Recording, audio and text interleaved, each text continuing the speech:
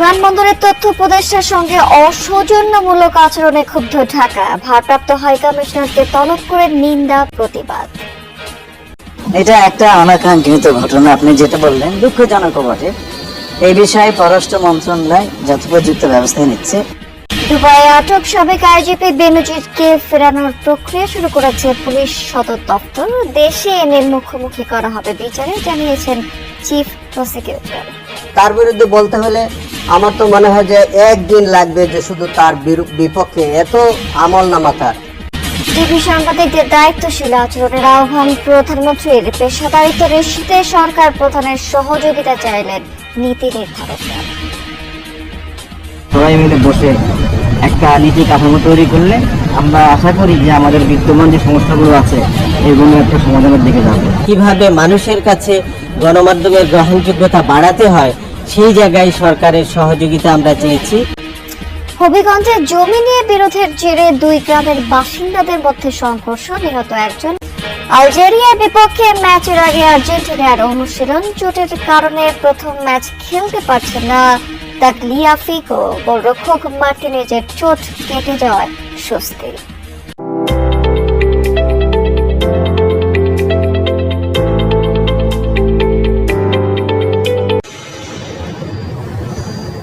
ঘটনা রোববার সন্ধ্যা নাগাদ এয়ার ইন্ডিয়ার ফ্লাইটে ইন্ডিয়ান ওশেন গেমস সম্মেলনে যোগ দিতে দিল্লি বিমানবন্দরে পৌঁছান প্রধানমন্ত্রীর উপদেষ্টা ডাক্তার জাহিদুর রহমান। সে সময় প্রতিমন্ত্রী পদমর্যাদার ডাক্তার জাহেদকে দীর্ঘক্ষণ বসিয়ে রাখে বিমানবন্দর ইমিগ্রেশন। এমনকি দিল্লির বাংলাদেশ মিশন ভারত সরকারের উচ্চ পর্যায়ে যোগাযোগের পরও সুরাহা হয়নি বিষয়টি। পরে মধ্যরাতে কলম্বো হয়ে ঢাকার উদ্দেশ্যে রওনা দেন উপদেষ্টা। সকাল 11:30টার দিকে দেশে পৌঁছান তিনি। বিষয়টি নিয়ে ক্ষুব্ধ সরকার দুপুরেই তলব করে ভারতের ভারপ্রাপ্ত হাইকমিশনার। ঢাকা যে চরম ক্ষুব্ধ তা তাকে আনুষ্ঠানিকভাবে জানান দক্ষিণ এশিয়া উইং এর মহাপরিচালক ইশরাত জাহান। আর এ ধরনের ঘটনা যে ঢাকা ভালোভাবে নেয়নি তা স্পষ্ট করেন পররাষ্ট্রমন্ত্রী। প্রধানমন্ত্রীর উপদেষ্টা ডাক্তার জাহিদুর রহমানের সঙ্গে একটা অনাকাঙ্ক্ষিত ঘটনা ঘটেছে দিল্লি এয়ারপোর্টে। সেই বিষয়ে সরকারের বা পররাষ্ট্রমন্ত্রীর অবস্থানটা আমরা জানতে চাই শুধু। এটা একটা অনাকাঙ্ক্ষিত ঘটনা, আপনি যেটা বললেন দুঃখজনক বটে। এই বিষয়ে পররাষ্ট্র মন্ত্রণালয় যথোপযুক্ত ব্যবস্থা নিচ্ছে। বিষয়টি নিয়ে আরো খোঁজ খবর নেওয়া হচ্ছে বলেও জানান প্রতিমন্ত্রী। ঘটনাটি অবশ্যই it's not welcoming. We don't expect this kind of events to happen. ভারতের ইমিগ্রেশনে কি হয়েছে সেটা আমাদের ডিজি আগে জানুক, সব ইনফরমেশন নেই, তারপরে আমাদের যে পদক্ষেপ নেওয়ার সেটা মন্ত্রণালয় থেকে নেওয়া হবে। এই ঘটনা সীমান্তে পুশিং সহ নানা ইস্যুতে টানাপোড়েনে থাকা ঢাকা দিল্লি সম্পর্কে জটিলতা আরো বাড়ালো কিনা সে আলোচনা চলছে কূটনীতির অন্তর্মহলে। একসময়ের অতি ক্ষমতাধর পুলিশ কর্মকর্তা বেনজির আহমেদ, ডিএমপি কমিশনার, র্যাবের মহাপরিচালক ও সবশেষ পুলিশের শীর্ষ পদ আইজিপি ছিলেন। দুর্নীতির বিস্তর অভিযোগ নিয়ে গোপনে দেশ ছাড়েন বেনজির। ইন্টারপোলের রেড নোটিশের ভিত্তিতে 12 জুন দুবাই পুলিশ গ্রেফতার করে তাকে। পুলিশ সদর দপ্তর বলছে বেনজিরকে ফেরাতে আদালতের গ্রেফতারি পরোয়ানা, মামলার এজাহার, অভিযোগপত্র বা তদন্তের সারসংক্ষেপ সহ অপরাধের বিবরণ পাঠাতে হবে। প্রত্যর্পণ অনুরোধ পাওয়ার পর আমিরাতের আদালত এসব নথিপত্র যাচাই করবে। গ্রহণযোগ্য হলে সাবেক এই আইজিপিকে বাংলাদেশে পাঠানোর সিদ্ধান্ত নেবে আরব আমিরাত। দুর্নীতির বিরুদ্ধে আমাদেরকে শূন্য সহিষ্ণুতার নীতি বলবৎ করতে হবে। পুলিশের আরেক সাবেক আইজিপি বলেছেন বেনজিরকে দেশে ফিরিয়ে আনা চ্যালেঞ্জ, তবে দুই দেশের সরকারের সদিচ্ছা আর আন্তরিকতা থাকলে সেটা সম্ভব হবে। বাংলাদেশের সরকার এবং যেখানে আছে সে ইউএই সরকারের যদি সদিচ্ছা থাকে আগামী 1 ঘন্টার মধ্যে 2021 সালের 10 ডিসেম্বর গুরুতর মানবাধিকার লঙ্ঘনের অভিযোগে র্যাব ও এর 7 সাবেক কর্মকর্তার ওপর নিষেধাজ্ঞা দেয় যুক্তরাষ্ট্র। সে তালিকায় ছিল বেনজির আহমেদের নামও। মানবাধিকার কর্মীরা বলছেন, ক্ষমতার সর্বোচ্চ অপব্যবহারের নজির এই বেনজির। শুধুমাত্র যে তার বিরুদ্ধে দুর্নীতির অভিযোগ তা না, তার বিরুদ্ধে মানুষকে গুম করা, মানুষকে টর্চার করা অভিযোগ আছে। অর্থাৎ সুপ্রিয়র রেসপন্সিবিলিটির জায়গা থেকে সে দায় এড়াতে পারবে না। ফলে আমার বিশ্বাস যে একটা প্রক্রিয়ার মধ্য দিয়ে তাকে অচিরে বাংলাদেশে ফেরত আনা সম্ভব। আন্তর্জাতিক অপরাধ ট্রাইব্যুনালের চিফ প্রসিকিউটর জানিয়েছেন, সাবেক আইজিপি বেনজিরের বিরুদ্ধে মানবতা বিরোধী অপরাধের অভিযোগও আছে। ইতিমধ্যে কূটনৈতিক সম্পর্কের মধ্যে দিয়ে আমাদের যে পারস্পরিক সহায়তা ফ্রেমওয়ার্কের আওতায় কূটনৈতিক চ্যানেলে বাংলাদেশ সরকারের পক্ষ থেকে যে কয়টি ওয়ারেন্ট আছে সেগুলো দিয়ে সরকার ইতিমধ্যে ইউএই সরকারের কাছে আবেদন করেছে তাকে বাংলাদেশে ফেরত দেওয়ার জন্য। সংযুক্ত আরব আমিরাতের সাথে বাংলাদেশের আসামি প্রত্যর্পণ চুক্তি নেই, তাই কূটনৈতিক চ্যানেলের মাধ্যমে বেনজিরকে দেশে আনতে হবে বলে মনে করছেন সংশ্লিষ্টরা। আবেদনে সাড়া দিয়ে তারা এই আসামিকে বাংলাদেশে ফেরত দেবে। ক্ষমতায় আসার পরপরই পেশাগত চ্যালেঞ্জ মোকাবেলা ও সম্ভাবনা নিয়ে ধারাবাহিকভাবে বিভিন্ন পেশার প্রতিনিধিদের সাথে মতবিনিময় করছেন প্রধানমন্ত্রী তারেক রহমান। সেই ধারাবাহিকতায় সচিবালয়ে বেসরকারি টেলিভিশনের প্রধান নির্বাহী ও বার্তা প্রধানদের সাথে কথা বলেন তিনি। প্রায় 3 ঘন্টা চলে এই মতবিনিময়, যেখানে আলোচনা হয় টেলিভিশন সাংবাদিকদের স্বতন্ত্র বেতন কাঠামো, সুরক্ষা ও নানা ধরনের চ্যালেঞ্জ নিয়ে। বিগত 17 বছরে গণমাধ্যম কোথায় গিয়ে পৌঁছেছে, মানুষের অবিশ্বাসের জায়গায় পৌঁছেছে, আমরা সেই বিষয়গুলো প্রধানমন্ত্রীর কাছে বলেছি। উনি নিজেও এগুলোর ব্যাপারে জানেন, সচেতন আছেন, এবং আমরা সেই জায়গা থেকে কিভাবে গণমাধ্যমকে উত্তরণ ঘটাতে হয়, কিভাবে মানুষের কাছে গণমাধ্যমের গ্রহণযোগ্যতা বাড়াতে হয়, সেই জায়গায় সরকারের সহযোগিতা আমরা চেয়েছি।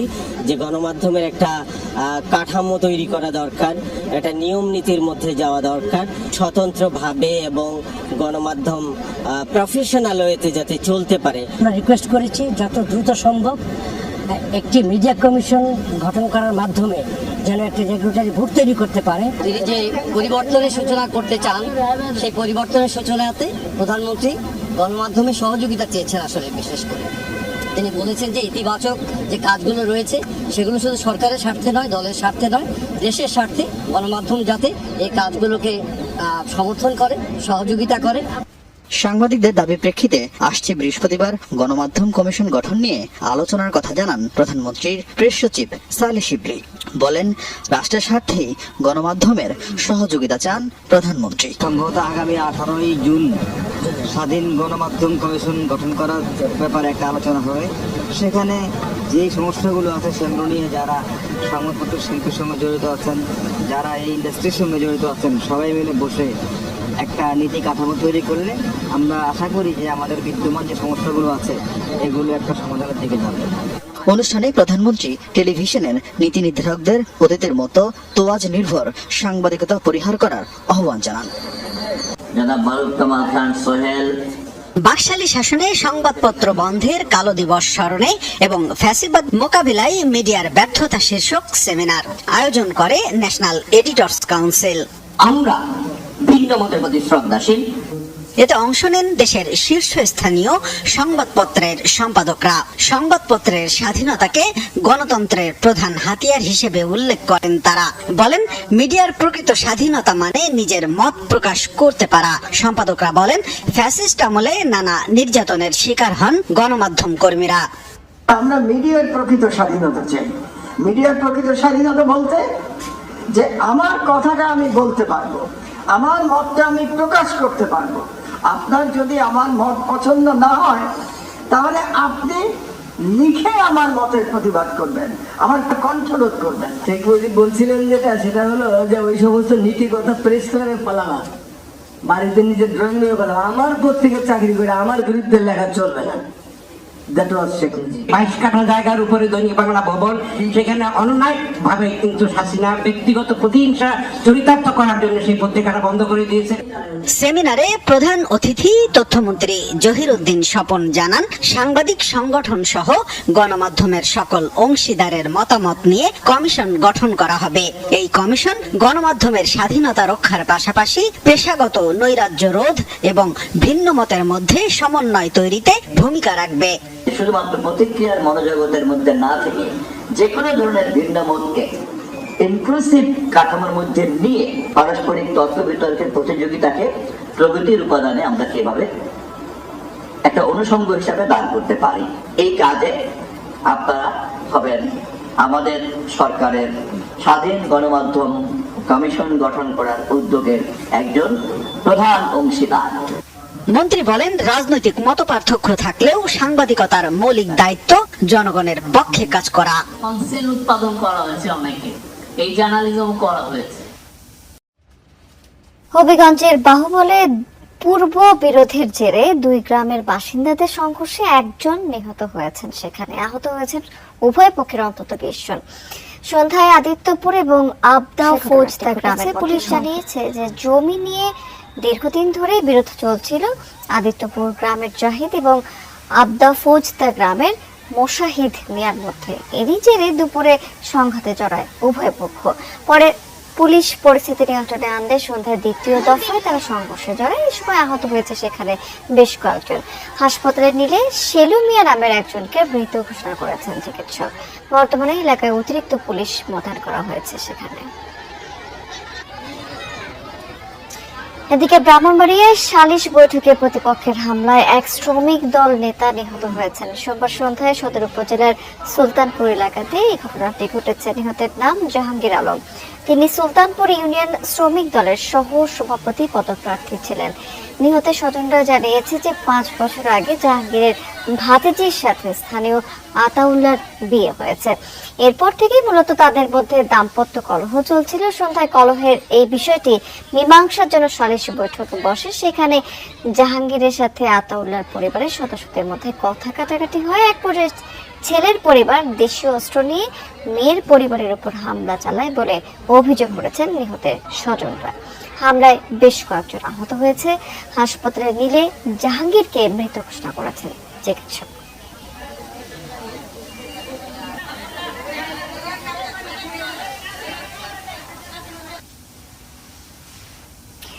মহাখালী, সায়দাবাদ এবং গুলিস্তানে তৈরি যানজট নিরসনে অস্থায়ী ডিপো তৈরির নির্দেশ দিয়েছেন প্রধানমন্ত্রী তারেক রহমান। হকারদের উচ্ছেদ নয়, পুনর্বাসন করে শৃঙ্খলায় ফেরানো হবে বলে জানিয়েছেন ঢাকা উত্তর এবং দক্ষিণ সিটি কর্পোরেশনের প্রশাসক।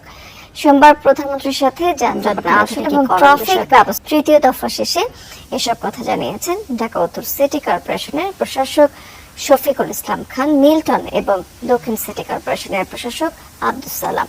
সভা শেষে যোগাযোগ এবং পরিবহন বিশেষজ্ঞ অধ্যাপক ডক্টর মোহাম্মদ হাদিউজ্জামান জানিয়েছেন যে বিআরটি প্রকল্প নিয়ে গঠিত 3 সদস্যের বিশেষজ্ঞ কমিটি 7 দিনের মধ্যে প্রতিবেদন জমা দেবে। আগামী সপ্তাহে শাহবাগ মোড়ে ডিজিটাল সিগন্যাল ব্যবস্থা স্থাপন নিয়েও আলোচনা হয়েছে বলে জানিয়েছেন এই যোগাযোগ বিশেষজ্ঞ। এছাড়াও ঢাকার রাস্তায় এআই ক্যামেরা কতগুলো বসানো হয়েছে, বাকিগুলো কবে নাগাদ বসানো হবে সে বিষয়ে প্রধানমন্ত্রী জানতে চেয়েছেন। ভারতের রাজস্থানের এক বিক্ষোভ সমাবেশে বক্তব্য রাখার আগ মুহূর্তে হামলার শিকার হয়েছেন ককরোচ জনতা পার্টির প্রতিষ্ঠাতা অভিজিৎ দীপকে। সোমবার জয়পুরের একটি শান্তিপূর্ণ সমাবেশে যোগ দিতে যাওয়ার সময় তাকে মারধর করা হয়। এই হামলার পর তীব্র ক্ষোভ প্রকাশ করেছে ককরোচ জনতা পার্টি। সিজেপির রাজ্য মুখপাত্র অভিষেক জৈন বিট্টু প্রশাসনের তীব্র সমালোচনা করে বলেছেন যে এই হামলা যেভাবে ঘটেছে তাতে পুলিশ এবং সরকারের ভূমিকা নিয়ে বড় ধরনের প্রশ্ন উঠেছে। রাজস্থান সরকার এবং পুলিশের এই আচরণ অত্যন্ত নিন্দনীয় এবং এর সাথে জড়িত কর্মকর্তাদের বিরুদ্ধে অবিলম্বে ব্যবস্থা নেওয়া উচিত বলে দাবি জানিয়েছেন। তবে সামাজিক যোগাযোগ মাধ্যমে অভিজিৎ দীপ জানিয়েছেন যে যতই হাত তুলুক না কেন পাল্টা সহিংসতার পথ বেছে নেবেন না তিনি।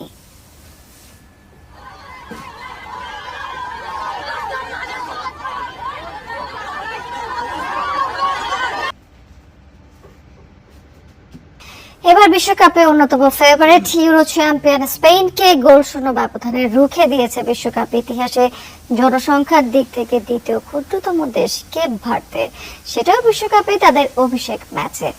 লামিন ইয়ামালকে দর্শক বাড়িয়ে সব আলো কেড়ে নিলেন কেপ ভার্দে গোলকিপার 40 বছর বয়সী ভজিনিয়া। লামিন ইয়ামাল আর ভজিনিয়া দুই দলের দুই বিশ্বকাপ ডেবিউটেন্টের বয়সের ব্যবধান 21 বছর 45 দিন। অনুভূতির ব্যবধানটাও সেরকমই যোজন যোজন। লাইমলাইট যার কেড়ে নেয়ার কথা ছিল সেই স্প্যানিশ ওয়ান্ডার কিডকে দর্শক বানিয়ে সব আলো কেড়ে নিলেন কেপ ভার্দে গোলকিপার 40 বছর বয়সী ভজিনিয়া। জনসংখ্যার হিসেবে বিশ্বকাপ ইতিহাসের দ্বিতীয় ক্ষুদ্রতম দেশ কেপ ভার্দে ফুটবলের সবচেয়ে বড় মঞ্চে লিখল নিজেদের ফুটবল ইতিহাসের সবচেয়ে গৌরবময় অধ্যায়ের একটা, আর সেখানে সবচেয়ে বয়স্ক গোলরক্ষক হিসেবে বিশ্বকাপ ডেবিউতে ক্লিন শিট রেখে বড় অবদান রাখলেন ভজিনিয়া। সেভ করেছেন 7টা গোল। এই উল্লাসটাই তাদেরই মানায়। কিছু ড্র থাকে জয়ের সমান, এই ড্র ঠিক তাই। বিশ্বকাপ ইতিহাসেরই এটা সেরা ড্র কিনা প্রশ্ন থেকে যাবে। স্পেনের ব্যাপারে একটা কথা প্রচলন আছে, দলটা ফুটবল খেলে নিজের বল মনে করে। এই ম্যাচেও তাই 74 ভাগ বলই ছিল স্পেনের দখলে। স্পেনের 23টা শটের বিপরীতে কেপ ভার্দের শট 6টা, স্প্যানিশদের অন টার্গেট শট 8টা। কেপ ভার্দে গোল মুখে শট নিয়েছে মাত্র 1টা। স্পেনের 10 কর্নারের বিপরীতে কেপ ভার্দে কর্নার পেয়েছে 1টা। কিন্তু ফুটবল যে গোলের খেলা, ইউরো চ্যাম্পিয়নরা সেখানেই পেরে ওঠেনি। ম্যাচের আধ ঘন্টা পর্যন্ত গোল মুখে মাত্র 1টা শট নেয় স্পেন। প্রথমার্ধের শেষ দিকে আক্রমণের ধার বাড়ায়। 40তম মিনিটে ওপেন নেট পেয়েও গোল করতে ব্যর্থ হন স্ট্রাইকার ফেরান তোরেস। ক্রসবারে লেগে ফিরে আসা বলে মাইকেল অরজাবালের হেড, সেটা সেভ করেন ভজিনিয়া। ম্যাচ জুড়ে স্পেনের সামনে দেয়াল হয়েছিলেন 40 বছর বয়সী গোলরক্ষক ভজিনিয়া। তাকে কাটিয়ে জালের দিশা খুঁজে পেতে সদ্য চোট থেকে ফেরা ইয়ামালকেও বাধ্য হয়ে নামিয়েছিল স্পেন। তাতেও কাজের কাজ হয়নি। 18 বছর 342 দিন বয়সে বিশ্বকাপ অভিষেক হওয়া বার্সা তারকাও ভাঙতে পারেননি ভজিনিয়া বাধা। স্পেনের এই দলটাই নেই রিয়াল মাদ্রিদের কোনো খেলোয়াড়। বার্সেলোনার সেখানে 8 জন। প্রশ্ন উঠছে, Spain coach Luis de la Fuente কি তবে ভুল সিদ্ধান্তই নিলেন, নাকি রিয়াল সমর্থকদের বদদোয়ায় এই পরিণতি?